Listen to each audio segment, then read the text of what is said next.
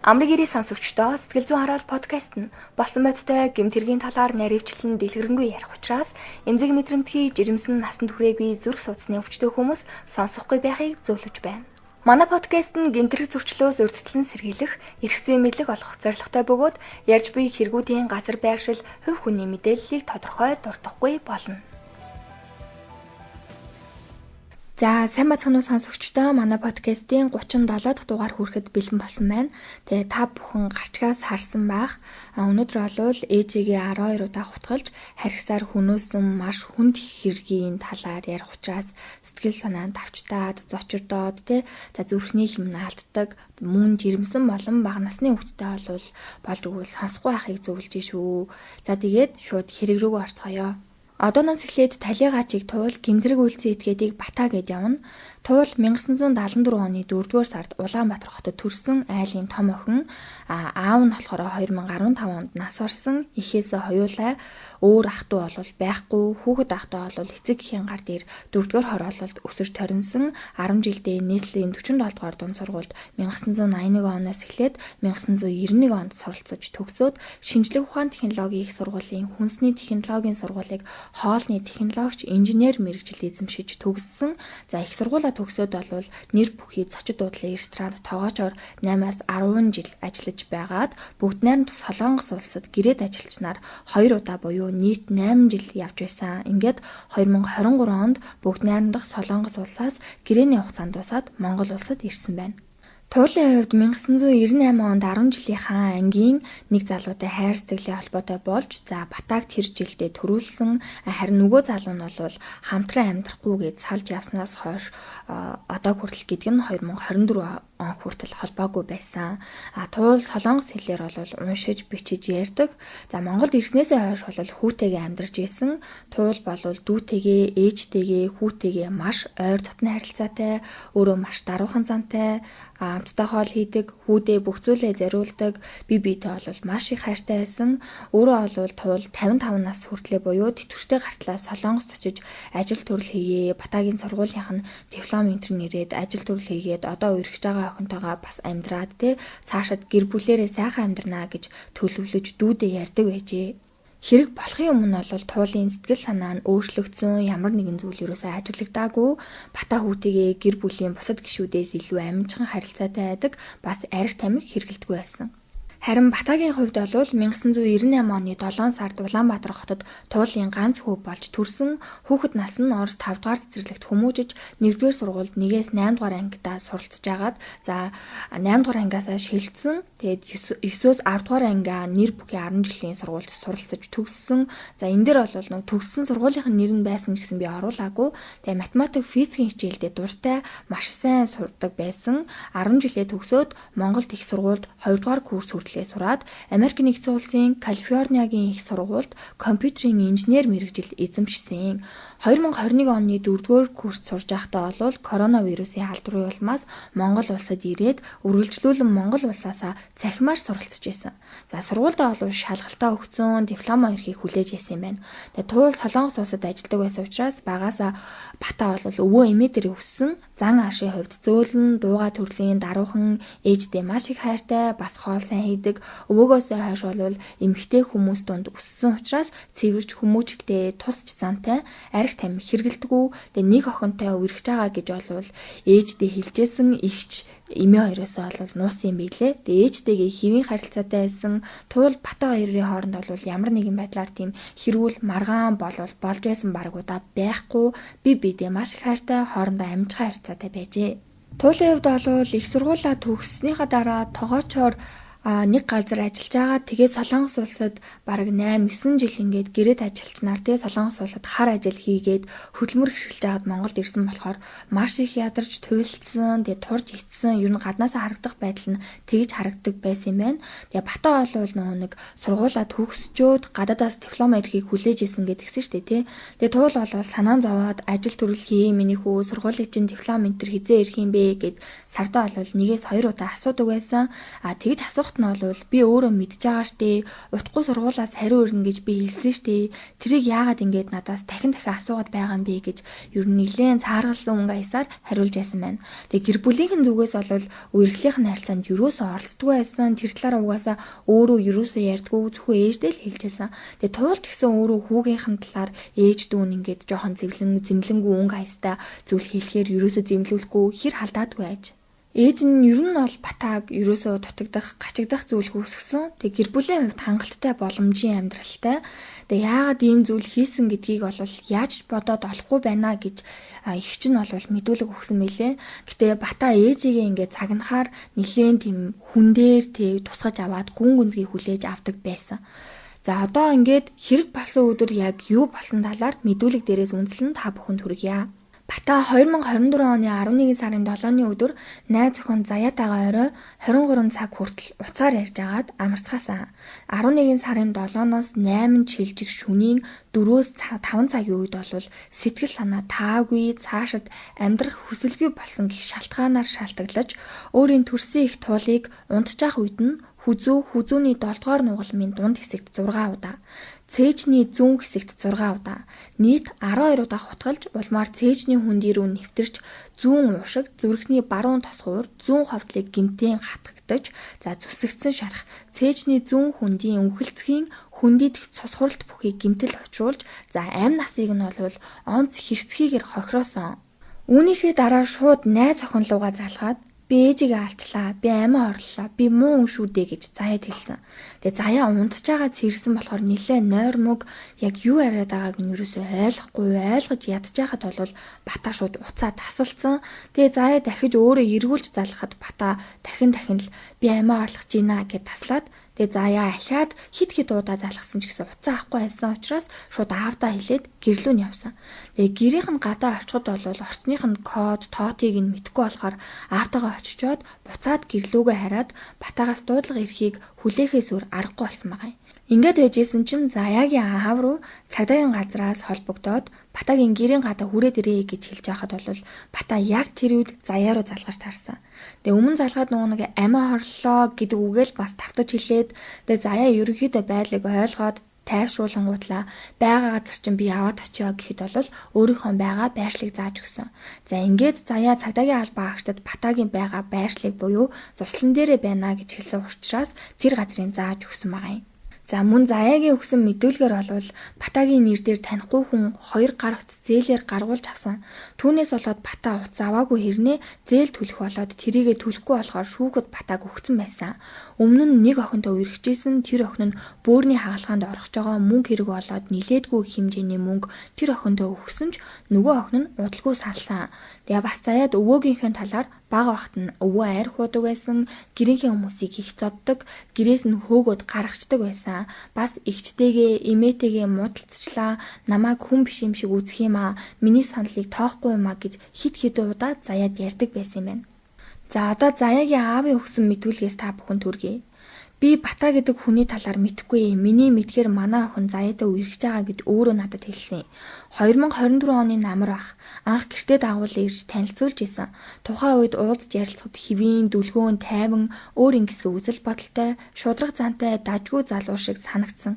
Ингэж би тэр залуутай нэг л удаа уулзж исэн. 2024 оны 11 сарын 8-ны үүрээр манай гэр бүл гэртээ унтаж амарч байхад охин өрөөнд орж ирээд Бата сони юм яриад байна гэдгээс өөр зүйл хэлэлгүй бид хоёр түүний хороололд байх гэрлүүн шууд явсан.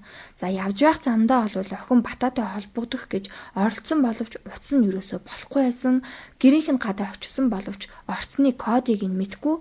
Тэгээд гэртээ буцаж ирээд удаагүй байхад Баянгол дүүргийн цагдаагийн хэлцээс албаагчид надтай холбогдож Батагийн талаар тодруулж бидний гэрийнх нь гадаа хүрээд ирээ гэж дуудгаар нь эргэж очиод цагдаа нартай уулзсан.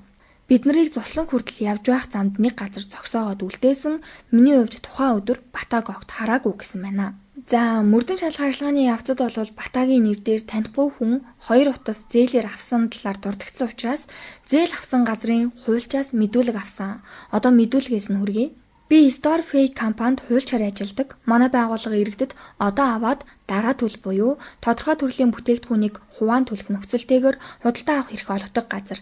Бата 2022 оны 9-р сарын 14-ний өдөр манай байгууллагад өөрийн мэдээллийг бүртгүүлээд худалдан авах эрх үүсгэсэн байсан. Улмаар 2022 оны 9-р сарын 15-ны өдөр PC Mall дэлгүүрээс 9,999,800 төгрөгийн 2 ширхэг бүтээгдэхүүн худалдаа авсан.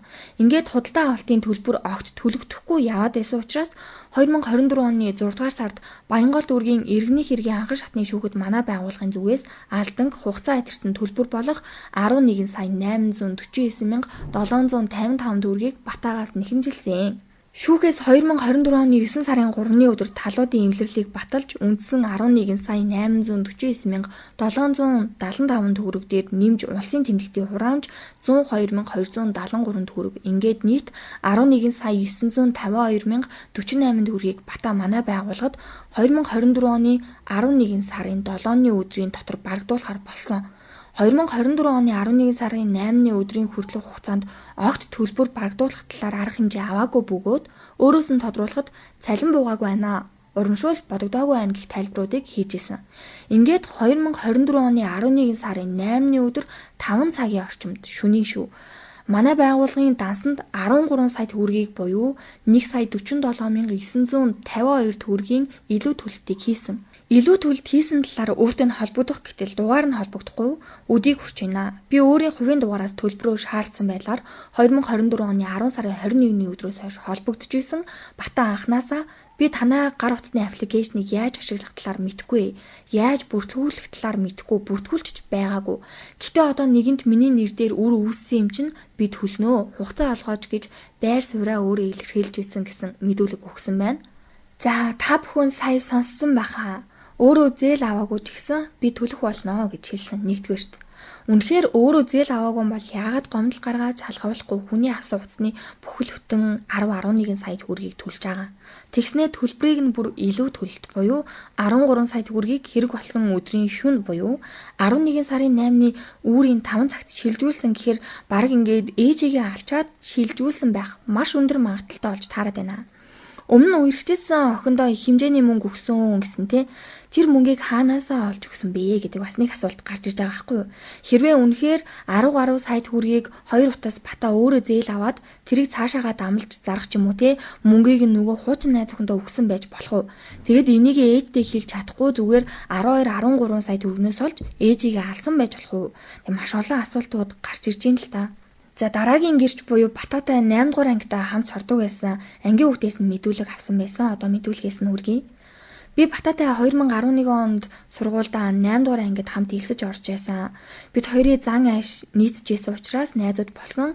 Би 2016 онд гадаад улсад харин Бата 2017 онд Америк улсад суралцахаар явснаас хойш холбоо тогтоох нь багассан ч гэсэн 2021 онд бид эргэж Монголд уулзаад тэрнээс хойш дотн найзлах болсон. 7-оос 14 хоногтой уулзаж, тамхитдаж, машинд ярилцах байдлаар найз нөхдөд харилцан яриа байдаг байсан. Бата найзуудын хүрээлэлд үнэнч боловсон хүнтэй муухай харьцдаггүй, сэтгэлээсээ ханддаг. Гэр бүл болон найз нөхдөд цаг зав гаргаж чаддаг залуу байгаа юм аа.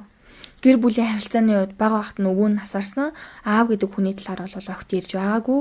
Ээж эмээтэйгээ амьдардаг. Монголд ирснээс хойш эгч нь мөн нэмэгдээд хамт амьдардаг байсан. Миний хувьд эмээ эгчтэй нь уулзж байгаагүй, ээжтэйгээ илүү дотн харилцдаг гэж санагддаг. Сүүлийн жил орчимд эгчтэйгээ таарч тохирохгүй, хийсэн бүх зүйлийг нь ойшоодгүй адил ажиглагдах болсон. Тэрнээс олж эгчтэйгээ ам зурж ажил төрөл хийж байгаа зүйлийг нь үгүйсгээд эмээ нь мөн сургуулаа төгссөн мөртлөө ажилгүй гэж ярьдаг. 2023 оны 10 дугаар сард Бата програм хөгжүүлэлттэй ажил хийж эхэлсэн бөгөөд нарийн учраа надад хэлээгүй боловч эгчтэйгээ таарахгүй байна гэдэг талаар бол хэлсэн. Ээжээс нь ойр дотны хүн байхгүй юм шиг санагддаг. Найзуудтайгаа уулзаад сууж яхад ээж нь залгаад ганцаараа байна, айгаад байна гэх юм бол бид нарыг үлдээгээд хаяачвал ээж рүүгээ явчихдаг байсан. Ээж нь Батаг маш их дэмждэг, анхаарал халамж сайн тавьж мессеж зурус ирдэг. Ээжтэйгээ маш дотн заримдаа бүр найзаа гэж хүртэл харьцаж идэг. 2020-оос 2022 онд нэг охинтой үргэлж агаад тэр охин нь эрүүл мэндийн асуудлаас болж Батагаас мөнгө төгрөг аваад эмчилгээ хийлгэжсэн гэсэн. Гэхдээ эмчилгээ хийлгэсэн эсхийг нь сайн мэдэхгүй байна. Би тэр охинтой нь уулзж байгаагүй, царай төрхийг нь мэдэхгүй. Тэр охин нь Батаг маш их гомдоосоо учраас сэтгэлээр унсан. Би Бататай хамгийн сүүлд тухайн хэрэгт холбогдсон өдрийн өмнөх 7 хоногийн 5 дахь өдрөнд найзуудтайгаараа уулзаж PlayStation тоглоом тоглож хоноод маргааш нь хамт тамхитдаад салсан. Сүүлийн уулзалтаар тэр сэтгэл санаа хэвийн байсан найз охиныхоо гэрийнхэнтэй танилцсан, ажил төрөл бүтэмжтэй байгаа найз охиноо гэрийнхэнтэйгээ танилцуулна, шинэ машин аавна гэх байдлаар эерэг зүйлс маш их ярьж ийсэн. Миний мэдэрснээр бата уурлахаараа эсвэл сэтгэлээр унахаараа дуугаа авраачдаг төрлийн хүн байгаамаа гэсэн мэдүүлэг өгсөн. Ингээд цагдаагийн байгууллагаас хэрэг болсон газарт ирж хэргийн газрыг хамгаалтанд аваад хэргийн газарт үзлэг хийсэн тэмдэглэлээс товчлоод хүргэе. Хэрэг учрал болсон гих газар нь Баянгол дүүргийн дугаар хорооны нутаг дэвсгэрт байсан. Хэргийн газрын үйлчлэгийг байрны зүүн талд явуулж орцоор ороход хаалга онгорхой байх өгөөд хаалгаар орж шатаар гарах замд хоёр давхрын хогийн пүнкрийн харалдаа шалан дээр дөрвөн ширхэг бүдэгт цус мэд хүрэн өнгийн зүйлээр бохирлогдсон байсныг шинжээч гэрэл зургаар бэхжүүлсэн. Цаашлаад хэргийн газарт нэвтэрч ороход үүдний коридорын хэсэг эмх замбраатай 3 өрөө байр байх ба гадна хаалганы дотор хэсэгт цус мэд хүрэн өнгийн зүйлээр бохирлогдсон.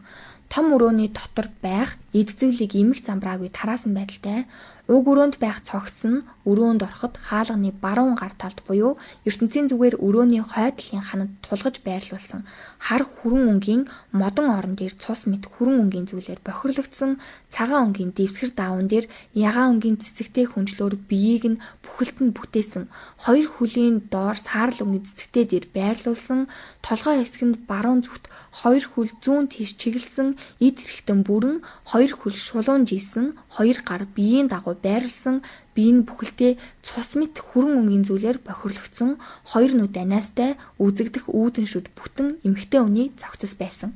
Цогцыг бүтээсэн хүнжлийг сүхэж холдуулан шалгахад хөхөнгийн дотоожноос өөр хувцасгүй үсэн норсон хүзүүнд төмөхийн хэсэгт нэг удаа зүүн артерийн судасны хэсэгт нэг удаа нийт 2 удаа тусдаа хэсэгт хурц иртэй зүйлээр гүн зүсэгдэж өөхөн эд ил гарсан. Шархны орчимд хүрэн өнгийн цус мэт зүйлээр нэлэнхийдээ бохирлогдсон хоёр шархны хооронд арьс өнгөц зүсэгдсэн цааш цогцын зүүн хөхний дээд хэсэгт буюу зүрхний харалтаа 3 сугны харалтаа нэг удаа гүн хатгагдаж өөхөн эд ил гарч шархны орчим нэлэнхийдээ цус мэт хүрэн өнгийн зүйлээр бохирлогдсон хөхний доод хэсэгт 7.3 см урттай гүн зүсэгдэж өөхөн эд нь ил гарсан шархны орчимд мөн цус мэт хүрэн өнгийн зүйлээр бохирлогдсон нийт 7 тонны шарх тогтоогдсон. Харин жижиг өрөөнд үзлэг явуулахад өрөөнд байх эд зүйлс нь эмх замбраагүй өрөөний баруун зүгт байх хананд тогтоосон хөшгөн суурнаасаа хугарч цонхны давцсан дээр унсан өрөөний хойд зүгт байх ханны баруун талд тулгаж тавьсан цайвар өнгийн орон дээр бүтээсэн цагаан өнгийн бүтээлийг зүүн хэсгээрээ хүн суусан байж болохоор цус мэд хүрэн өнгийн зүйлээр бохирлогдсон өрөөний урд зүгт байх ширээний харалтаа газарт тайлж тавьсан хөхөнгийн жинс өмд ширээн дээр хар өнгийн хутганы хуй гадна хэсгээрээ цус мэт хүрэн өнгийн зүйлээр бохирлогдсон хойд буланд байх хувцсны шүүгийний дотор доод хэсэгт хар өнгийн сүхний ажлын хэсгийн хувь гадна хэсгээрээ цус мэт хүрэн өнгийн зүйлээр бохирлогдсон цогцыг хүлээлгэн өгч явуулах үед цогцын хэвтэр хэсгийг шалгахад орны даав бүхэлдээ цус мэт хүрэн өнгийн зүйлээр бохирлогдсон байх бөгөөд цогцын хүл орчим хэсэгт цус тунаж тогтсон байдалтай байсан байна. За цогцост үзлэг хийсэн тэмдэглэлд уг цогц нь 165 см урттай, 62 кг жинтэй, толгойдоо 25 см урт хар өнгийн шулуун үстэй, биеийн галбир зөв, булчин болон өөхөн эдийн хөгжил зөв, 50 настай эмэгтэй хүний цогцос байна. Хоёр нүдний зовх анаастай, хүүхэн хараа хоёр талд жигд үргэсэн эвэрлэг тунгалаг, салт цайвар, хамрын яс мөгөөрт бүтэн, ам жимээсэн уруул хөвгөлбөр ягаан өнгөтэй үзэгдэх шүднүүд бүрэн хөшөлт ирүүнд тод, хүзүү дээд доод мөчдөд соловтор үүссэн хүүрийн толб биеийн ард хэсгээр сул хүрэн өнгөөр үүссэн чих хамар ам болон шээс өтгний сүгээс гарсан ямар нэгэн зүйлгүй цээж хөвлийн хэлбэр зөв мөчдийн хуруунууд бүрэн хүзүүний урд дунд хэсэгт сэрний 2 дугаар дунд нугалмын дунд хэсэгт цээжний зүүн дээд хэсэгт зүүнээс баруун тийш чиглэсэн зүүн хөхний доод хэсэгт хөндлөн байрлалтай маш олон тооны шаргатай байдлаар нас бараад 12-оос 14 цаг орчим болсон байна гэсэн тэмдэглэл байна. Харин шүүгдэгч Батагийн биед үзлэг хийсэн тэмдэглэлд баруун чихний гадна дотор хэсэгт цус мэт улаан өнгийн зүйлээр бохирлогдсон хүзүү баруунаас зүүнээс баруун чихлийг зүсэгдсэн улайц орон байсан. За үзлэгийг цааш үргэлжлүүлэхэд цээж гидс болон 2 гарын буглах хэсэгт зүсэгдэж улайсан уул мөр байх бөгөөд баруун гарын 5 урууны урд ард хажуу хэсэгт зүүн гарын эрхий долоовор дунд хурууны урд болон ард хажуу хэсэгт зүсэгдсэн шарх байсан. Гадуур өмсөж байсан өвлийн хар күртгэний зүүн талын дотор халаасанд нь хар өнгийн штэй, хар өнгийн гадна гэртээ ажлын хэсэг 11 см урттай, бариул хэсэг нь 13 см урттай, нийт 24 см урттай хутгийг нь хураа авсан. Тус хутганы ажлын хэсэг цус мэт улаан хөрөн өнгийн зүйлээр бохирлогдсон байсан. Батагийн хоёр гаранд хар өнгийн хуруу хэсэг нь гардаг хоёр бэли байсныг өөрөөр нь тайлбарлаа авч хураасан байна. Шинжээчийн дүгнэлтээр ам хохирогчийн цогцост цээжний хүндээ рүү нэвтэрч зүүн уушиг зүрхний баруун тосгоор зүүн ховтлыг гэмтэн хатгагдаж зөвсөгдсөн шарах цээжний зүүн хүндийн өнхөлцөгний хүнд идэх цус хуралдалт, зүүн 3-4-р хавирганы зүсэгдэлт, зөөлөн эдийн цус хуралт, хүзүү зүүн алга гарын 2-р хуруунд хатгагдаж зөвсөгдсөн шарах зөөлөн эд, эрүүнд цус хуралт гэмтэл тогтоогдсон. За энэ тогтоогдсон гэмтэл нь эр үзүр бүхий зүйлийн олон удаагийн мохой зүйлийн 1-2 удаагийн үйлчлэлээр үүсгэх боломжтой. Дээрх гэмтэл нь бол амь насанд аюултай учраас хүний эрүүл мэндэд учирсан хохирлын зэрэг тогтоох журмын 4-1-13 зааснаар болвол хохирлын хүнд зэрэгт хамаарна. Тэгээ үхэлд хүргэх архаг хууч өвчин бол ерөөсөө тогтоогдоогүй. 2-р бүлгийн цустай цус ходоодны шингийн шээсэнд спирт агуулмж бол илрээгүй. Шээсэнд нь бол маасууруулах болон сэтгцэд нөлөөлөх бодис илрээгүй. Амь хохирогч нь цээжний хүндээ рүү нэвтэрсэн хатгагдаж зөвсөгдсөн шархны улмаас цус алдалтын шоконд орж нас баржээ гэсэн байна. За миний хувьд бол нэлээд богиносхоод товчлоод сая бол хэргийн газрын үзлэг болон тэмдэглэлүүдийг хэлсэн. Үүнээс гадна бол цус мэд зүйлээр бохирлогдсон, цус илэрсэн, хурууны хэлэрсэн бүх зүйлийг баримтжуулан бэхжүүлэн авч шинжилгээд өгсөн байлээ. Гэмтэрэг үйлцэн этгээд буюу Батагийн өөрийнх нь мэдүүлэг ерөөсөө байхгүй илээ. Шүүх сэтгэц эмгэг судлалын дүгнэлтээр Бата болсон хэргийн талаар үнэн зөв мэдүүлэг өгөх чадвартай, сэтгцийн ямар нэгэн өвчнгүй, гэмтэрэг үйлдэлүүдийн сэтгцийн ямар нэгэн өвчтөй байсан гэх баримт мэдээлэл байхгүй, масруулах болон сэтгцэд нөлөөд байцын хамааралтай донтой гэх шинж тэмдэг бас илрээгүй, сэтгцийн хувьд хэрэг хариуцах чадвартай, эмнэлгийн чанартай албадлагын арга хэмжээ авах шаардлагагүй, сэтгцийн эмнэлгийн хяналтанд байдаг, урд нь эмчилгээ үйлчлэгээ авч исэн гэх баримт мэдээлэл бас байхгүй, сэтгцийн ямар ч өвчин байхгүй, гэмтэрэг үйлдэгдэх үед болон үйлдэгдснээс хойш гэсэн сэтгцийн ямар нэг өвчнөөр өвчлсөн гэх баримт мэдээлэл байхгүй байна гэсэн байна. Ингээд дээрх хэргийн эрх зүйн дүгнэлт нь шүүгтэгч Батан сэтгэл санаа таагүй цаашид амьдрах хүсэлгүй болсон гэх шалтгаанаар өөрийн төрсөн их туулыг унтжахт нь нийт 12 удаа хутгалж онц харгас хэрцгийгээр амь насыг нь хохироосон, өөрийн үйлдэлийн хууль бус шинжтэй болохыг ухамсарлаж түүнийг хүсэж үйлдсэн хохирол хор уршигт зориуд хүргэсэн гин буруугийн санаатай хэлбэртэй эрүүгийн хуулийн тусгай ангид гэмтэрэгт тооцохоор заасан үйлдэл болох нь хэрэгт авагдсан болон шинжилэн судалсан нотлох баримтуудаар нотлогдсон тогтоогдсон. Харин улсын аллагчийн зүгээс эрүүгийн хуулийн тусгай ангийн 11-р зүйлийн 2 дахь хэсгийн 2-1 дэх заалтад зааснаар 18 жил хорих ял оногдуулж хаалттай хорих байгууллагад эдлүүлэх дүгнэлт гаргасан. Ингээд шүүхээс батаад эрүүгийн хуулийн тусгай ангийн 11-р зүйлийн 2 дахь хэсгийн 2-1 дэх заалтад зааснаар хүнийг алсан гэмт хэргийг хүндрүүлэх нөхцөл байдалтайгаар буюу онц харгас хэрцгийгээр үйлдсэн гин буруутай тооцож 14 жил хорих ялаар шийтгэн. За энэ оногдуулсан 14 жил хорих ялыг бол нээлттэй хорих байгууллагад эдлүүлэх тогтоол гарсан. Хэрэг болсноос хойш бол Бата нийт 157 хоног буюу хагас жил гар хугацаанд хоригдсныг эдлэх ялт нь оруулан тооцсон бөгөөд ингээд хасах юм бол 13.5 жил болсон гэсэн үг ээ. За хэрэг болсны дараа эхний хэдэн сар бол Бата гэр бүлийнхэнтэйгээ буюу эмээ эгчтэйгээ ерөөсөө огт уулзуулаагүй. Тэгээ прокурор дээр хэрэг шилжсэний дараа эхний өдрөөсөө эмээ эгчтэй нь уулзуулсан. Тэгээ уулзах болгондоо бол Бата эмээ эгчээсээ байнгын ингээд уушлалт гуйдаг байсан байна. Тэгээ эгч нь бол үнэхээр харамсалтай байна. Одоо хүртэл ойлгож чадахгүй байна. 27хан настай амьдралд дөнгөж хөл тавьж байгаа хүүхэд ийм хэрэг болоогүй бол одоо сургуулаа төгсгээд явж байгаа. Ажилд ороод ээжигээ тэжээгээд явж байгаа байтал лидер залуу насан дээрээ ийм том алдаа гаргачлаа. Ээжигээ их л зовоож ийн гэд бодсон болоо да гэж бодож байна. Бүх насаараа харамсаад барахгүй байх гэж бодож байна гэд их чинь өөрөө бас мэдүүлэг өгсөн байлээ. Тэгээ энэ хэргийг уншаад болвол бүр үнэхээр маш харамсалтай.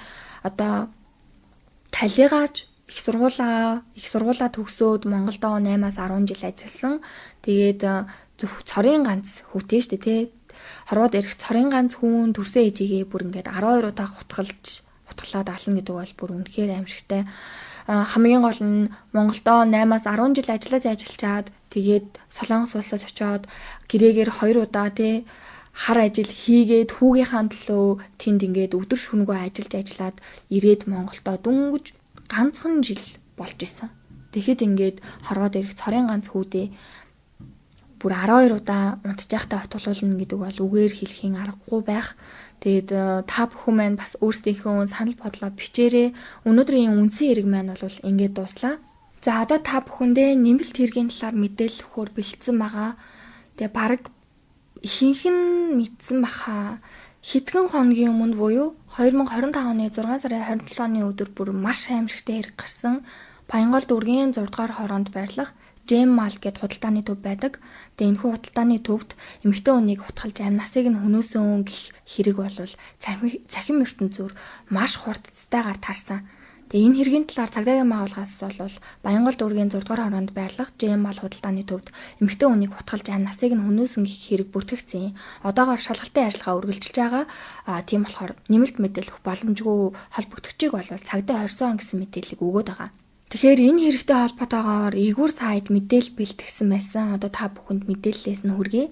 Хэргийн мөрөөр эхнэрээ 38 удаа хутгалж хөнөөсөн этгээд эрүүл байсан бөгөөд ойролцоох ирчүүд төмрөөр цохин унгаан ухаан алдуулж байж болиулжээ. За энэ хэргийн талаар бүр тодруулах юм бол Улаанбаатар хот Баянгол дүүргийн 6 дугаар хороонд байрлах Жеммал худалдааны төвийн нэг давхарт 45 настай эрэгтэй 36 настай эхнэрээ 38 удаа хутгалж амь насыг нь хөнөөсөн. Тухайн хэрэг өдрийн 11 цагийн орчимд гарсан. Харин Жеммал худалдааны төв бол өглөө 10 цагт үйл ажиллагаанд жигдэрдэг. Тэгэд хэрэг гарч явах үед бол худалдаа авахчид цөөн худалдааны төвийн түрээслэгчид ажилдаа ирээд удаагүй байсан байна. За ээгүүр сайтын бол хэргийн газар очиж хэд хэдийн их сурвалжаас тодорхой мэдээллүүдийг цуглуулан тулгасан байна. Албаны их сурвалжийн мэдээлж байгаагаар бол эдгээр хоёр хүн худалдааны төвд лангуу ажилладаг байсан. Нөхөр нь эхнэрээ маш их харддаг, салах өргөдлөө өгөөд тустай амьдарч байсан байх хугацаанд ч байнга ирж дарамтлагдаг байсан. Хэрэг гарсан өдөр нөхөр нь дахиад ирснийг харсан ойр орчмынхан түрээслэгчид урдын адил эхнэртэйгээ салахгүй байх талаар ярьж, гуйж, ярилцаж байгаад явж ухаахаа гэж ботсон. Гэвч удалгүй амь охирогч орилж эхэлсэн бөгөөд хамгийн ойрхон байсан нэг эмэгтэй салах гээд очисон ч гэсэн хэрэгт одоо холбогдсон этгээд хутаг гаргаж ирсэн тул нөгөө эмэгтэй зүхтаад бусдаас тусламжгүйсэн. Худалдааны төвд байсан түрээслэгчид цагдаад яаралтай мэдэгдэж мөн үүдэнд байсан хоёр эрэгтэйг туслахыг гуйсан байна. Гэмтрэг үйлцээ этгээд нь хэргийг үйлдэж байхдаа ухаан мэдрэлгүй мэт байсан гэх. Худалдааны төвийн 1-р давхарт байсан хүмүүс нийлэн эмэгтэйг хамгаалж салахыг оролцсон боловч гэмтрэг үйлдэж байгаа этгээд бол хөлөөс нь татаж хүрч чадсан газартаа хутгалж байсан байгаа байхгүй. Тэгээ энэ бүх явдал ердөө 2-3 минутын дотор болж өрнөсөн. Тэгээ гаднаас орж ирсэн биерхүү хоёр эрэгтэй хэрэгт холбогдогчийг амь охирогчоос салахын тулд бүр хүч хэрэглэж эцэст нь одоо түүнийг төмөр зүйлээр зохиж ухаан алдуулсан болтой. Их сурвалжийн хэлснээр хэрэгтэй ухаан мэдрэлгүй мэт улайран дайрсаар байсан. Ийм учраас түүнийг өөрийгөө захирах чадваргүй болгож байж л зогсоож чадсан гэж байна. Энэ хэргийн талаар өөр нэг их сурвалжаас тодруулахад тухайн үед худалдааны төв дотор хамгаалагч гадаа зогсоолын ажилтан байсан төдийгүй өөр хит хитэн хүн ойр орчимд нь байжээ.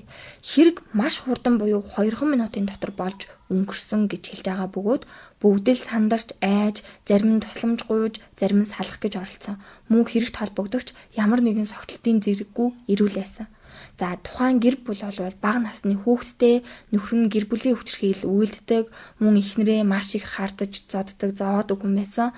Тиймээс гэрэлтэй цуцлуулах асуудлаар шүүхэд хандсан байсан бөгөөд хэдэн сарын өмнө өргөдлөө өгсөн ч гэсэн шүүх нөгөө нэг эвлэрлэлийн хугацаа гэж байдаг шүү дээ, тийм хугацаа өгч тэгээд тустай амьдарч байсан байна. Тэгээд хэрэг гарахаас ердөө 3 хоногийн дараа буюу одоо тэдний шүүх хурал товлогдсон байсан байна. Аль бие осор одоо салах байсан байна. Харин хэргийн үйл явцын талаар цагдаагийн байгууллагаас бол тодруулахад одоогоор хэрэг үйлцээ этгээд цагдаа хоригдож байцаалт өгч байгаа. Тухайн дэлгүүрийн камерын бичлэгийг шалгаж хэрэг болсон газарт байсан хүмүүсээс мэдүүлэг авч байгаа. Хэргийн дүгнэлттэй бол хараахан гараагүй шалгалтын ажил үргэлжилж байна гэсэн байсан. Яг энэ хэргийн талаар хараад бүр үнэхээр эхлээд юусоо итгэж чадаагүй аимшигтай санагдчихсан. Жеммал дотор худалдааны төвд ингээд эхнэрээ эмэгтэй хүнийг олон удаа хутгалсан байна гэж юу илээ гайхаад зарим мэдээллүүд чинь нэг яг үнэн худлаа гэж байдаг шүү дээ. Тэгээд сүүлд штэ яг хэрэг гарсны дараа яг бас цахим ертөнцөөр заяа хөрх юм ингээд талигаачийн зураг хүргэн бүгднгийн тавьчихсан маш их харамсалтай байна гэд хамаатан саднууд нь биччихсэн. Тэгээд нөө гэмтрэг үйлцээ этгээд юм бас зургийг тавьсан байсан.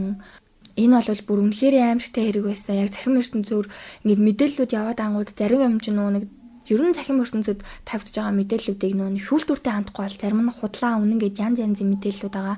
Тэгээд шууд цагдаагийн байгууллагаас аль бие усны мэдээллийг өгөөл эхэлсэн. Тэгээ үнэхээр аимшигтай бүр юу гэсэн ч үгүй те. Угаасаа тэгэхээр өмнө нь амар их зодож хардаж зовоодаг л байсан байгаа хгүй те. 3 хоногийн дараа уг нь бол шүүх хурлан болгож байсан. Тэг хэрэг гарсны дараахан биелүү маргааш нь шууд нэг гэмтрэг үйлцэн этгээд болон хохирогчийн зургийг бүр сошиалоор битүү тавьж ийлээ. Нээлттэйгээр шүүх хурлан болох уу яах вэ? Тэр талаар бол үнэхээр сайн мэдэхгүй байна. Тэг гэр бүл салалтын одоо нэг эвлэрүүлэн зуучлах гэж байдаг шүү дээ. Тэг ихэнх нь ер нь ингээд албаны их сурвалжаас харахад ийм байсан. Ер нь гэр бүл салтын ингээ өргөдлөө өгөхөөр эмэгтэй нь биш эрэгтэй нь дандаа ингээд гуйдаг. Одоо би ахиж ингэхгүй, одоо би дахиж тэхгүй гэдэг ч юм уу те. Ихэнх нь баг ингээд 180-90% дандаа тийм байдаг гэд тэгжсэн. Гэр бүл салтын хуулийн дагуу ер нь хэрхэн авдаг талаар бас мэдээлэл тавьсан байлээ. Гэмтэргийн шалтгаан нөхцөл тэдний салах өргөдлөөр шүүхэд хандсан. За тустай амьдарч байсан зэрэгтэй шууд бусаар холбоотой байна. Өөрөөр хэлэх юм бол гэр бүл салах процесс донд тэдний харилцаа энэ төвшөнд хүртэл муудсан байх магадaltaй талаар сэтгэл зүйчд бас онцлоод хэлсэн байгаа юм. Өргөдлөө өгцөн байгаа заяо. Салах гад ингээд салах өргөдлөө өгцөн эвлэрүүлэн зуршлах хугацааны одоо явцад гэх юм уу? Тэр явцад эхнэрээс нь ч юм уу эсвэл нөхрөөс нь аль талаас нь мессеж бичих, ажил дээр нь очих, дарамтлах, ямар нэгэн байдлаар занал хийлэх юм өнгө айс байх юм бол шууд таслан зогсоодог гэдэгжсэн. Тэгээд амь охирогч бол тэр талаар ингээд бас мэдээллээгүй юм болов яасан юм бол Монгол улсын иргэний хууль болон шүүхийн тухай хууль гэр бүл нийгмийн харилцааны тухай холбогдох журамд заасан дагуу гэр бүл салалт дараах үндсэн хууль зүйн дараалтаагаар явагддаг гэж байна. За та бүхэн бас мэдээд авахд илүүдэхгүй бах уу? Гэр бүл салах өргөдөл гаргах. Гэр бүл салах өргөдлийг нөхөр эхнэрийн аль нэг нь дангаараа эсвэл хоёулаа хамтран шүүхэд гаргаж болно. Өргөдөлт гэр бүл салах болсон шалтгаанаа хүүхдийн асрамж, тэтгэлэг, хөрөнгийн хуваарлал зэргийг тодорхой тусгасан байна. Өргөдлийг тухайн хүний оршин суугаа газрын харьяалах сум дундын иргэний анхан шатны шүүхэд өгнө. Дараа нь шүүхээс эвлэрүүлэх хугацаа олгоно. Хуулиар хэрвээ хоёр талын аль нэг нь салахыг хүсэхгүй байгаа бол шүүх эвлэрүүлэх 3 сарын хугацаа олгож болно. Эвлэрүүлэх хугацаа нь 1 удаа 3 сар хүртэл байж болно. Үүнээс хэтрэхгүй. Энэ хугацаанд хосууд салалгүй үлдэх эсвэл салах шийдвэрээ дахин баталгаажуулах боломжтой. Хэрвээ шүүхэд нотлох баримтаар хүчирхийлэл, дарамт, гэр бүлийн бусад эрсдэл байгааг харуулбал эвлэрүүлэх хугацааг өөрчлөх, алгасах эсвэл шууд шийдвэр гаргах боломжтой гэж заасан байт юм байна. Шүүхийн шийдвэр яаж гардаг вэ? Хосууд салгаар санал нэгдсэн бол шүүх хуралдаанаар гэр бүл салалтын шийдвэрийг хурдан хугацаанд гаргана. Хүүхэдтэй хамтын өрөнгөтэй болвол дараах асуудлуудыг хамтдан шийднэ. Хүүхдийн асран хамгаалагчийг тогтоох, хүүхдийн тэтгэлэг, холбоо барих нөхцөл, хамтын өрөнгийн хуваарлалт. За иргэний бүртгэлд бүртгүүлэх. Шүүхийн шийдвэр хүчин төгөлдөр болсны дараа тухайн иргэний улсын бүртгэлийн хэлтэст хандаад гэрлэлтийг дуусгар болгосны бүртгэл хийх нь. Гэрлэлт дуусгар болсон тухай гэрчлэгээ олгогдно гэж заасан байт юм байна. За тэгээд энэ иргэний талаар бас баг сошиалаар нэлээд явсан учраас ихэнх нь бас мэдсэн байхаа гэж бодож байна. Та бүхэн бас юу гэж бодож байна? Тэгээд юуны тухайд хүрээгүй, юу гэнж мэдгүй ээжээж би ингэж бодож байна, тэгж бодож байна гэд яриад яах вэ? За дараагийнх нь ер нь бол угаасаа л хэрэг дээрээ яг бүр бага насны хүүхдтэй холбоотой юмнууд дээр л яач юу ингээд жоохон сэтгэл хөдлөлөөрөө хандаад сэтгэл зүйн маань нэлээд гэмтээ жоохон сонирн болчдөг юм аа уучлаарай. Тэгээд тийм болохоор энэ дээр ямар нэгэн байдлаар дүгнэлт хийхийг хүсэхгүй байна. Үнэхээр харамсалтай.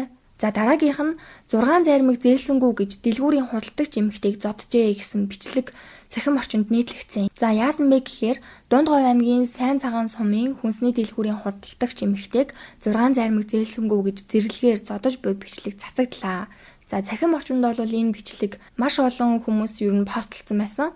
Харахад бол арх согтууруулахын нэг зүйл хэрэгэлсэн юм уу гэмээр нэг эрэгтэй хүн зайрмаг өгөөгүй худалдагч эмэгтэйг бүр үстээд дараад зодж явахт нь гаднаас хэдэн хүүхдүүд орж ирээд болиулж явах шиг байсан. Тэгээ Дундгой аймгийн цагдаагийн газар Тус аймгийн сайн цагаан сумд үйл ажиллагаа явуулдаг хүнсний дэлгүүрийн худалдагчийг 2025 оны 6 сарын 27-ны өдөр зодож танхаарсан этгээдэд холбогдох гомдлыг хүлээн авч мөрдөн шалгах ажиллагааг явуулж байгаа юм байна. Тэгээ зодуулсны улмаас худалдагчийн биед бол учирсан гэмтлийг тогтоох зорилгоор мэржлийн байгууллагад хандсан байна. Тэгээ одоо хүмүүс ч одоо сэтгэц мэтгцэн зүгээр гайгүй байгаа юм ч та зүгээр зайрмаг өгөөгүй төлөвний худалдагчийг зодоолаж гэдэг те бүр тийм амар. Угаасаа ер нь бол зүгээр л өмнө нь би тэгж боддгийг. Өмнө нь илчлэгддэггүй байсан. Өмнө нь цахим ертөнц угаасаа нэг амар хөгжөөгүй байсан. Тэгээд цахим ертөнц маш их хөгжөөд интернет ингээд хүн болгон хэрэгжилж байгаа учраас үүгээрээ дамжуулаад ингээд мэдээлэл бүр амар нээлттэй ил тод болж байгаа. Ийм учраас энэ нийгэмд болж байгаа аимшигтай зүйлүүд илэрч байна. Өмнө ч гэсэн болдог байсан. Зүгээр л мэдээлэлгүй байсан. Зүгээр л цаагаараа болоод өнгөрдөг байсан. Миний хэрэг авдаг шүүхийн шийдвэрийн цахим сан баггүй юу? Тэгээ шүүхийн шийдвэрийн цахим сан дээр хаалттай хэрэгүүд зөндөө байдаг. Шүүхийн тогтоолыг нууцлсан хэрэгүүд зөндөө байгаа.